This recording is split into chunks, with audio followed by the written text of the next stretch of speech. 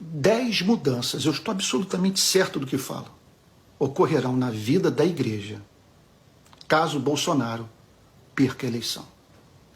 Primeiro, fim dos atos de profanação nos cultos. Eu jamais vi tamanha falta de temor em toda a minha vida. A atenção da igreja tem sido desviada da pessoa bendita do Criador, a fim de ser fixada no mortal.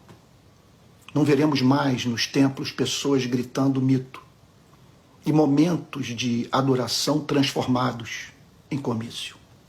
Segundo, milhões de membros das nossas igrejas, gente preciosa a quem devemos amor, não vivenciarão mais a decepção de ver a liderança da igreja dar apoio institucional e incondicional a um político profissional e seu projeto de poder.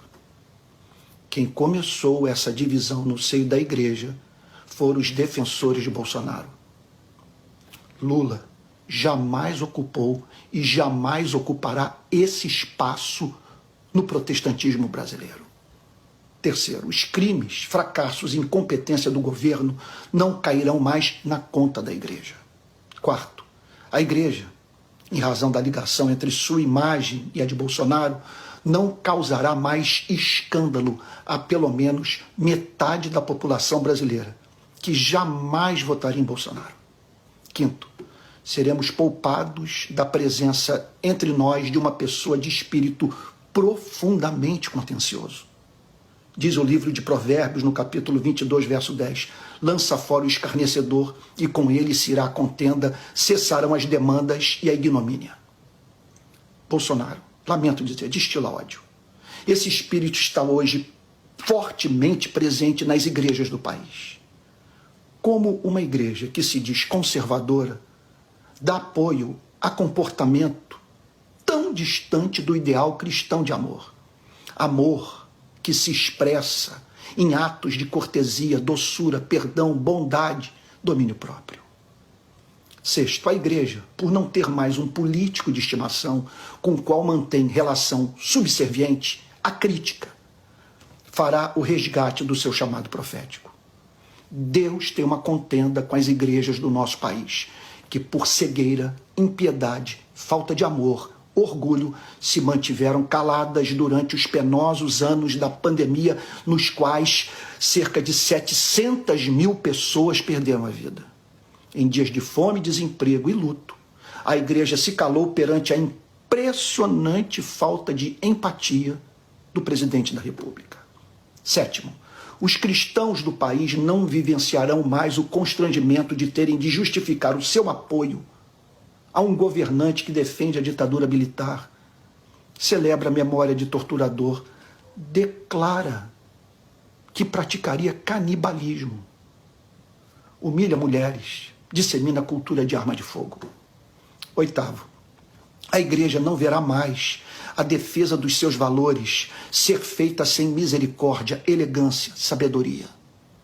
O bolsonarismo se propõe a supostamente defender o cristianismo, mas da forma mais irritante possível, fazendo com que milhões passem a querer praticar justamente aquilo que a igreja considera pecado. Olha, pergunta a você, caiu nesses últimos 4 anos o número de abortos no país? Os brasileiros passaram a observar a ética sexual da igreja, por exemplo? A cultura foi redimida para Cristo? Nono, a igreja ficará livre das constantes ameaças de golpe militar que ameaçam frontalmente sua liberdade de profetizar contra a autoridade pública. Num regime de exceção, eu não poderia postar esse vídeo. Os que protestam contra esse governo hoje só não foram calados porque as instituições democráticas os defendem. E por fim, 10º lugar, voltaremos a depender apenas do Espírito Santo e do poder do Evangelho de Cristo para mudar o rumo da nossa nação. Jamais precisamos na história do nosso país do apoio do Estado para fazermos a igreja crescer. Não tenho a mínima dúvida de que pecamos ao perdermos de vista o fato de que não é por força, nem por violência, mas pelo meu espírito. Igreja, não corra pecaminosamente para o palácio em busca de ajuda. Você tem acesso ao trono do Rei do Universo.